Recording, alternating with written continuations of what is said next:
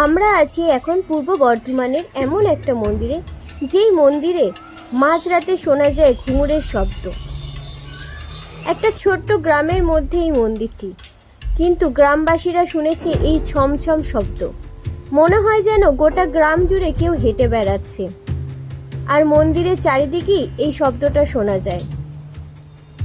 অনেকে বলে এই মা ভীষণ জাগ্রত, অনেক গ্রামবাসী নাকি এই মাকে দেখতেও পেয়েছেন। আজকে আমরা চলে এসেছি পূর্ব বর্ধমানের জোড়া মন্দিরে। এই মন্দিরটা অনেকটাই দক্ষিণেশ্বর মন্দিরের মতন দেখতে। এই মন্দিরটায় কিছুদিন আগে অনুষ্ঠান ছিল, তাই মন্দিরটাকে সুন্দর করে সাজানো হয়েছে। এই মন্দিরের মা কিন্তু খুব জাগ্রত। এক দুদিনের মন্দির কিন্তু এটা নয়, বা 100 বছর 200 বছরের কিন্তু এটা মন্দিরটা নয়। প্রায় মন্দিরটা 400 বছরের পুরনো। 400 বছরে যখন এই মন্দিরটা ছিল একদম ছোট্ট ছিল, এখন এই মন্দিরটাকে গ্রামবাসীর লোকেরা সুন্দর করে তৈরি করছে। আরও মন্দিরটা বড় হবে। এই পাশে একটা বড় জায়গার মধ্যে ভোগ খাওয়ানোর ব্যবস্থা করা হবে। চলো সিঁড়ি দিয়ে ওপরে ওঠা যাক, আর এরপর তোমাদের এই মন্দিরের মা কালীকে দেখাবো।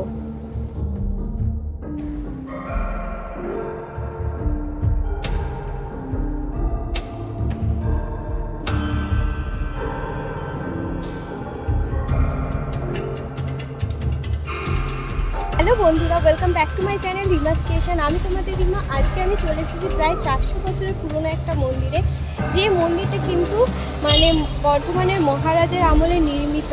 আর এখানে ইট পাথরগুলোও তোমরা দেখে বুঝতে পারবে যে কতটা পুরনো এই মন্দিরটা। আর এই মন্দিরের কিন্তু প্রচুর মহিমা আছে, যেটা গুণে শেষ করা যাবে না। সমস্ত ভিডিওতে তোমাদেরকে বলবো, ভিডিওটা স্কিপ করো না। আর তার আগে তোমাদেরকে দেখিয়ে দিই এখানকার ঠাকুর। এই হলো আমাদের মা, খুবই জাগ্রত কালী মা। তোমরা দেখতেই পাচ্ছ এটা পুরোটাই যেন কালো কোষ্টি পাথরের তৈরি। দেখো মা কালীর মুখটা কতটা অপূর্ব, কতটা সুন্দর। এই মায়ের কাছে এসে যে যা মানত করে সবই নাকি ফলে যায়।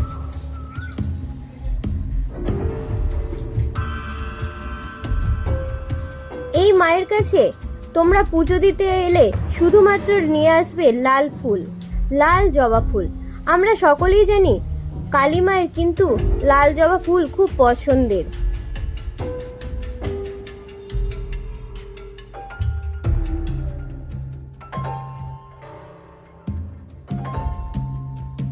পাশেই রয়েছে আমাদের মহাদেব। ওপরে রয়েছে মহাদেবের মূর্তি, আর নিচের দিকে রয়েছে মহাদেবের শিবলিঙ্গ।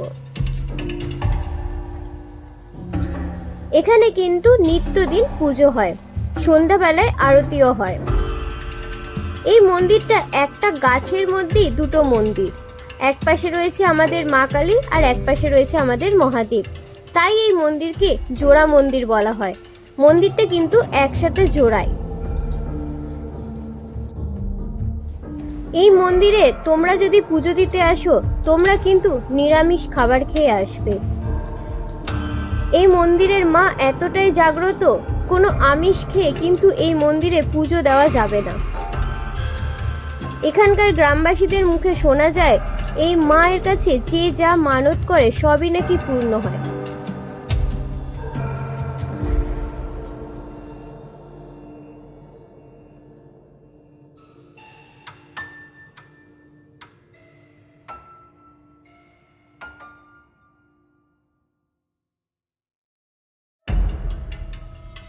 কতটা পুরনো মন্দির বন্ধুরা, দেখো যেখানে গাছটা দেখো তোমরা, যে শেকড় টেকড় পেরিয়ে গেছে একদম।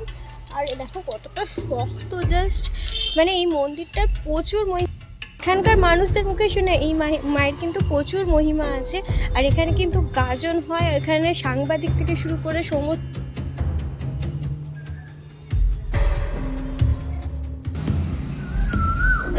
মন্দিরের পাশেই রয়েছে একটা বড় আটচালা। এখানে হয় দুর্গাপুজো। এই যে গ্রিলটা তোমরা দেখতে পাচ্ছ, হঠাৎ করে গ্রিলটা খুলে দেখি মা সরস্বতী ঠাকুর বসে রয়েছে। সত্যি মাকে কতটা অপূর্ব দেখতে লাগছে। তো পেছনেই দেখতে পাচ্ছ এটা একটা দুর্গা মন্দির। এখন কিন্তু এখানে সরস্বতী ঠাকুর বসানো আছে, আর কতটা সুন্দর লাগছে সরস্বতী ঠাকুরটাকে দেখতে। দেখো তোমাদের যদি এই ভিডিওটা ভালো লেগে থাকে অতি অবশ্যই লাইক কমেন্ট শেয়ার করে দেবে। আর তোমরা কারা কারা বর্ধমানের জোড়া মন্দিরে এসেছো সেটা আমাকে কমেন্ট বক্সে জানাবে। দেখা হবে তোমাদের সাথে আবার নেক্সট ভিডিওতে। সকলে ভালো থেকো, সুস্থ